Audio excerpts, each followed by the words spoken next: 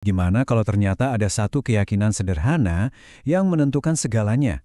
Mulai dari kesuksesan Anda, cara Anda bangkit dari kegagalan, bahkan sampai kebahagiaan Anda. Keyakinan ini tuh kayak program yang jalan di belakang layar, yang ngebentuk tiap pilihan yang kita ambil. Nah, hari ini kita bakal bongkar rahasia di baliknya.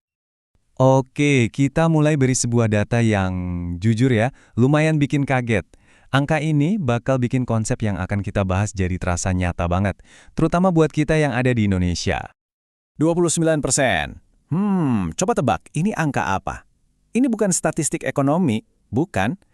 Ini angka tentang keyakinan. Sebuah angka yang dampaknya besar banget buat masa depan generasi kita. Yap, angka tadi itu adalah jumlah pelajar di Indonesia yang percaya kalau kecerdasan mereka itu ya segitu-gitu aja, nggak bisa diubah. Bayangin deh, hampir 1 dari 3 anak di sekolah kita mikir, aku emang nggak jago matematika dan ya udah berhenti di situ. Inilah inti dari apa yang disebut pola pikir tetap atau fixed mindset. Dan dampaknya, wah nyata banget. Survei PISA tahun 2018 menempatkan Indonesia di peringkat 3 terbawah untuk urusan pola pikir bertumbuh. Ini bukan sekedar peringkat loh, ada hubungan yang kuat banget. Negara dengan skor pola pikir bertumbuh yang rendah, biasanya prestasi akademiknya juga rendah. Jadi, ini bukan masalah sepele. Jadi pertanyaannya, dari mana sih datanya keyakinan kayak gini? Yuk kita bedah 2 cara berpikir yang kontras banget. Sebuah konsep yang dipopulerkan oleh psikolog dari Stanford, Carol Dweck.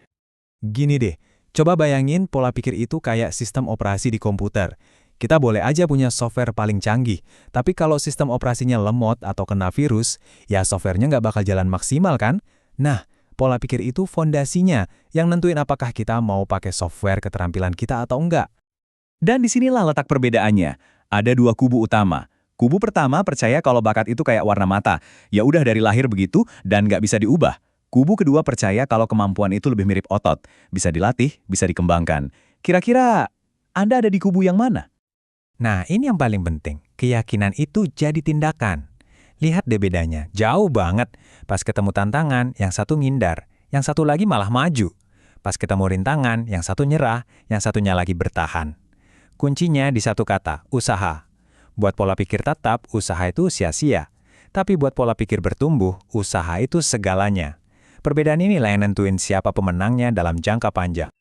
Oke, kabar baiknya adalah ini semua bukan takdir. Pola pikir itu bisa diubah. Yuk kita selami sains di baliknya dan lihat gimana caranya kita bisa secara aktif mengubah pola pikir kita.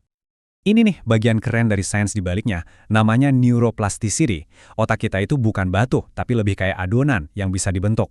Setiap kali kita berjuang sama masalah yang sulit, bahkan pas kita bikin kesalahan, kita itu sebenarnya lagi ngemaksa otak buat ngebangun jalur-jalur saraf baru yang lebih kuat. Secara harfiah, kita lagi ngelatih otak kita jadi lebih pintar. Proses perubahannya bisa kita pecah jadi 4 langkah praktis ini. Ini bukan sulap ya, ini adalah sebuah proses yang sadar untuk ngenalin, milih, dan akhirnya bertindak dengan cara yang berbeda. Dan kita semua pasti punya 2 suara ini di kepala kita.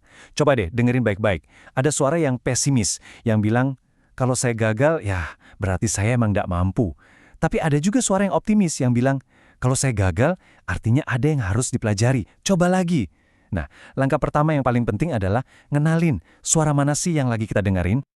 Terus gimana cara kita nerapin ini di kehidupan nyata, terutama buat para guru dan orang tua? Yuk, kita lihat beberapa strategi praktis yang dampaknya luar biasa. Nah, ini penting banget. Waktu kita muji hasil atau bakat bawaan, kayak bilang, wah kamu pinter banget. Kita itu secara nggak sadar lagi memperkuat pola pikir tetap. Tapi, coba deh kita puji prosesnya, usahanya, strateginya, kegigihannya. Nah, itu baru ngebangun pola pikir bertumbuh. Konsep yang satu ini kedengarannya agak aneh. Kegagalan yang produktif. Idenya gini, biarin aja anak-anak berjuang mecahin masalah sebelum kita kasih tahu caranya. Perjuangannya itu sendiri yang maksa otak mereka kerja lebih keras. Dan pas solusinya akhirnya dijelasin, pemahaman mereka bakal jauh lebih nancap. Ini mengubah cara pandang kita soal kesulitan. Bukan lagi tanda kebodohan, tapi bahan bakar buat belajar. Dan ini dia alat paling simpel, tapi mungkin yang paling bisa ngubah segalanya. Cuma satu kata, belum. Coba diubah kalimat saya nggak bisa melakukan ini, jadi saya nggak bisa melakukan ini, belum. Satu kata kecil ini ngubah pernyataan putus asa jadi sebuah janji kemajuan di masa depan. Ini ngebuka pintu harapan dan ngasih izin buat kita terus mencoba lagi. Sekarang, yuk kita lihat gambaran besarnya. Kenapa sih semua ini penting banget? Karena ini jauh lebih besar dari sekedar nilai bagus di rapor. Ini dia alasannya. Pola pikir bertumbuh itu bukan cuma tentang nilai, ini adalah pondasi buat semua keterampilan yang paling dibutuhkan di abad ke-21. Kreativitas buat mecahin masalah baru, berpikir kritis buat nyaring informasi, dan kolaborasi buat kerja dalam tim. Ini pondasi biar kita tetap relevan di masa depan. Jadi pada akhirnya, tujuannya bukan cuma nyetak siswa yang pintar, tapi manusia yang utuh. Pola pikir ini ngebangun dua sisi karakter performa, yaitu dorongan buat jadi yang terbaik, dan juga karakter moral. Kenapa? Soalnya orang dengan pola pikir bertumbuh itu lebih terbuka sama kritik, lebih mau belajar dari orang lain, dan lebih rendah hati. Mereka jadi berprestasi tinggi, sekaligus beretika. Jadi saya mau tinggalkan satu pertanyaan buat Anda. Lain kali Anda ketemu tantangan berat, dan itu pasti akan datang, suara mana di kepala Anda yang bakal Anda dengerin? Suara yang bilang, udah cukup, kamu nggak mampu, atau suara yang berbisik, kamu bisa tumbuh dari sini? Pilihannya seperti biasa ada di tangan Anda sendiri.